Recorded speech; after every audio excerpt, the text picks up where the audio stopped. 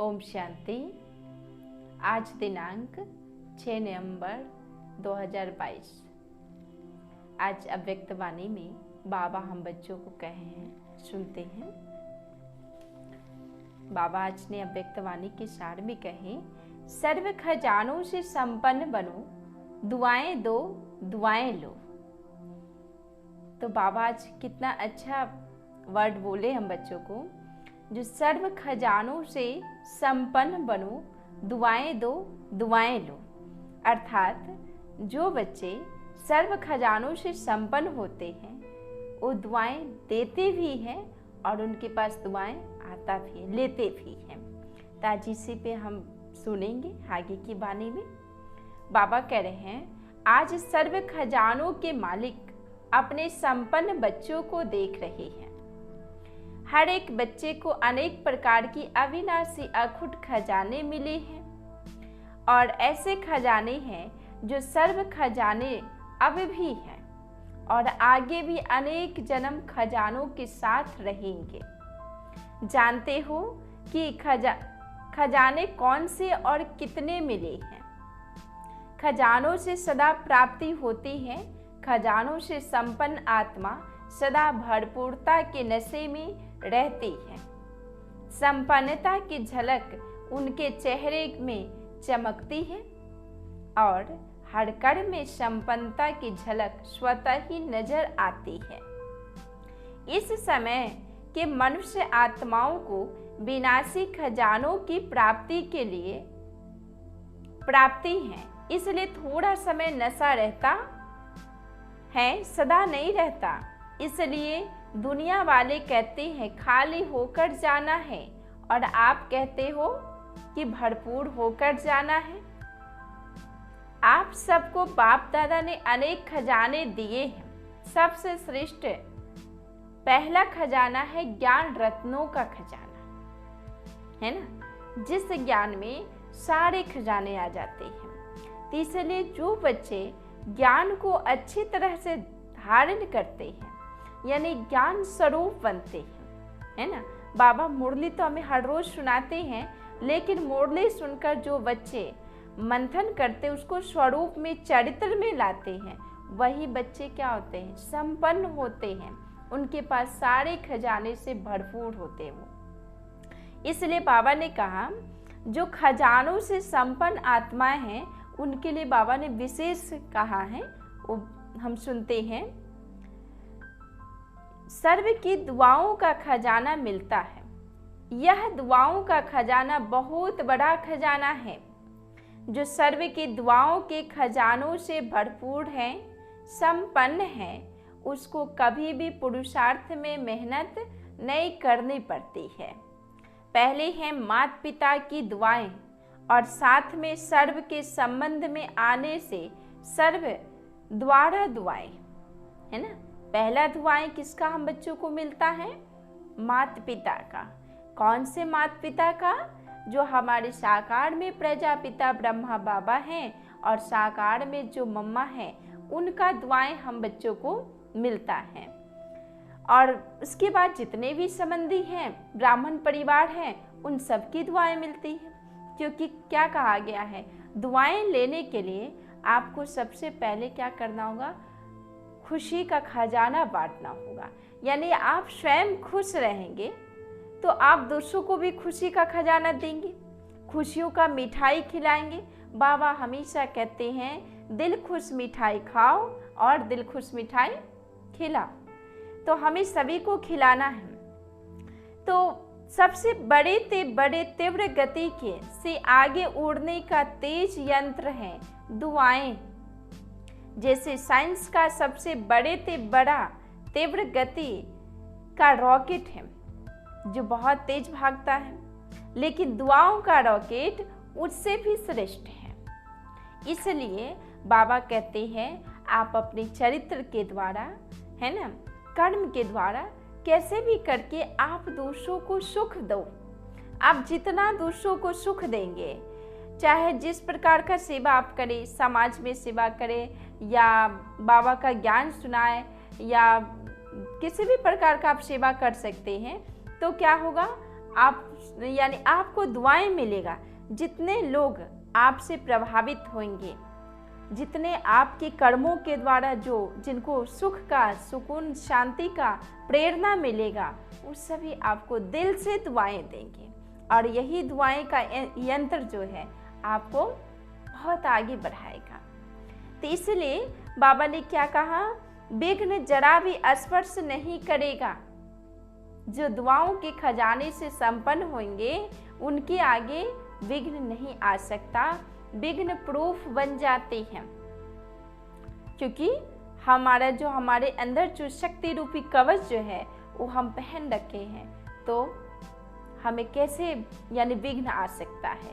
तो विघ्न नहीं आएगा जब आपके ऊपर सर्व की दुआएं मिलती रहेगी, दुआओं के खजानों से आप भरपूर रहेंगे, है ना। तो सबसे पहला श्रेष्ठ दुआएं तो हमारे माता पिता का होता है। जब उनकी दुआएं रूपी हाथ हमारे सर पे हैं तो माना सबकी दुआएं आपको मिल रहा है। क्योंकि बाबा ने क्या कहा है, बाप के दिल तख्त नशीन बनो, है ना। जो बाप के दिल तख्त नशीन बच्चा होगा वही भविष्य राज तख्त नशीन बन सकता है। यानी भविष्य में जो राज्य रूपी तख्त जो हमें मिलने वाला है सतयुग में, वह भी आपको तभी मिलेगा जब आप संगम में बाप के दिल तख्त नशीन बनेंगे। तो युद्ध नहीं करनी पड़ती, सहज योग युक्त युक्त युक्त हर कर्म बोल संकल्प स्वतः ही बन जाते हैं। ऐसा यह दुआओं का खजाना है। सबसे बड़ा खजाना इस संगम युग के समय का खजाना है। इसलिए इस खजाने को हमें गंवाना नहीं है, है ना। बाबा ने कहा संगम का हर एक पल बहुत ही वैल्यूबल है, इसलिए किसी भी पल को हमें बर्बाद नहीं करना है। क्योंकि समय को यदि आप बर्बाद कर रहे हैं तो आप भविष्य में कुछ नहीं मिलेगा आपको। इसलिए बाबा आगे कह रहे हैं, खुश रहते हो, भरपूर हैं, सब मिला है, लेकिन कार्य में लगाना, उससे स्वयं को भी प्राप्ति कराना और दूसरों को भी प्राप्ति कराना, उसमें नंबरवार बन जाते हो। नहीं तो नंबरवार क्यों बने? जब देने वाला भी एक है, देता भी सबको एक रस है, फिर नंबर क्यों? तो बाप दादा ने देखा खजाने तो बहुत मिले हैं, भरपूर भी सभी हैं, लेकिन भरपूरता का लाभ नहीं लेते। बाबा ने जो ज्ञान हमें दिया उसको समय अनुसार हम सभी बच्चों को किसी ने सदुपयोग किया सही से, किसी ने उसका यानी सही रूप से उसका उपयोग नहीं कर पाए। तो इसी में बांटने में हम बच्चे नंबरवार हो जाते हैं। जैसे कोई बहुत धनवान तो होता है कलयुग में भी लोग, लेकिन कई जो होते हैं फ्रॉक दिल से दान करते हैं, खुले दिल से सबको देते हैं। और कई जो होते हैं दान करने में उनका दिल संकुचित होता है, फ्रॉक दिल से नहीं दे पाते हैं, तो क्या होता है उनका धन का वो सदुपयोग नहीं हो पाता जितना होना चाहिए। उसी प्रकार से बाबा ने ज्ञान तो हम बच्चों को एक समान दिया, सभी को एक ही जैसा दिया, सबने लिया भी एक ही जैसा, एक ही स्थान पे बैठ के एक ही टीचर से लिया, लेकिन बांटने में हम लोग क्या कर गए, नंबरवार कर गए। या समझने में भी नंबरवार हो सकता है जब उस बातों को हमने यथार्थ रूप से जैसे बाबा हमें समझाना चाह रहे हैं हम वैसे नहीं समझ पाए। दूसरा जिसने समझा वो यथार्थ रूप से बांट रहा है तो वो संपन्न है। तो इसलिए बाबा ने कहा है तो बाप दादा ने देखा खजाने तो बहुत मिले हैं, भरपूर भी सभी हैं, लेकिन भरपूरता का लाभ नहीं लेते। जैसे लौकिक में भी कईयों को धन से आनंद या लाभ प्राप्त करने का तरीका आता है और कोई के पास होगा भी बहुत धन लेकिन यूज करने का नहीं। इसलिए बाबा ने क्या कहा, इस पॉइंट को अंडरलाइन करो, है ना, इस पे विशेष ध्यान दो। हमें बांटने में, देने में, यूज करने में हमें होशियार बनना है ना। ये नहीं जो हमने ले तो लिया, बाबा से बहुत सारे खजाने लेना है, हमें बाबा को याद करना है, ज्ञान प्राप्त करना है, लेकिन हमें देने नहीं आता, उसको व्यवहारिकता में हम नहीं ला पा रहे, बाहर नहीं निकाल पा रहे, तो ज्ञान को समझने से भी क्या हुआ, आपके जो वारिस है वो तो तैयार नहीं होंगे ना। जैसे लौकिक में भी कईयों को धन से आनंद या लाभ प्राप्त करने का तरीका आता है, और कोई के पास होगा भी बहुत धन, लेकिन यूज करने नहीं आता है। इसलिए बाबा ने कहा इस पॉइंट को अंडरलाइन करो, है ना। विशेष रूप से हम ज्ञानी आत्माओं को बाबा ने कहा जो हमें इस पॉइंट को क्या करना है, अंडरलाइन करना है, क्योंकि हमें बांटने में बच्चे नंबरवार हो रहे हैं, बाबा देने में नंबरवार नहीं कर रहे हैं। बाबा सबको एक समान दे रहे हैं, और सभी बच्चों के साथ बाबा समान स्नेह भी करते हैं, लेकिन बच्चे फिर भी नंबरवार होते जा रहे हैं, है ना। इसलिए आप जितना बांटेंगे उतना बढ़ेगा, जितना आप ज्ञान अर्जन कर रहे हैं उतना आप इसको बाहर अपने चरित्र के द्वारा, अपने व्यवहार के द्वारा लोगों में बांटे, प्रजा को तैयार करे। क्योंकि अब राज्य वंश की स्थापना हो रही है ना, राजधानी की स्थापना हो रही है, तो हमें प्रजा बनाना तो जरूरत है, अवश्य जरूरी है। अच्छा,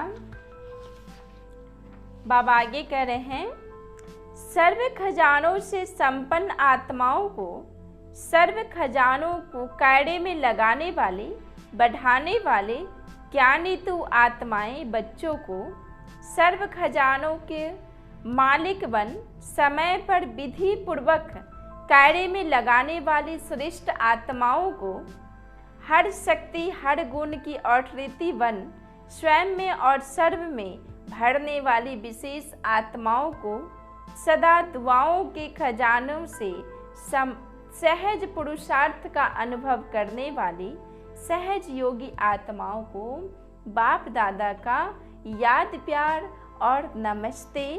रूहानी बच्चों के रूहानी बाप दादा को नमस्ते नमस्ते नमस्ते। बाबा आज का वरदान में बाबा कह रहे हैं, साधनों के वशीभूत होने के बजाय उन्हें यूज करने वाले मास्टर क्रिएटर भवा।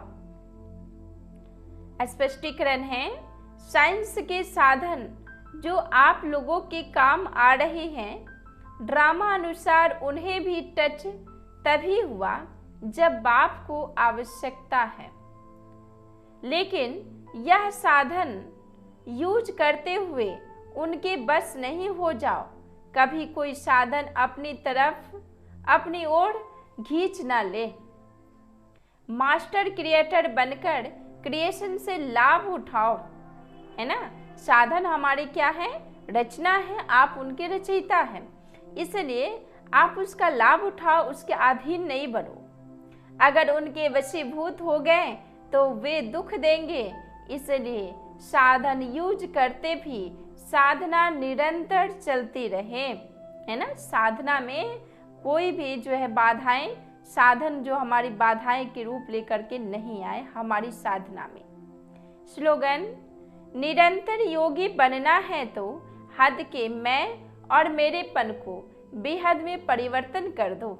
ओम शांति।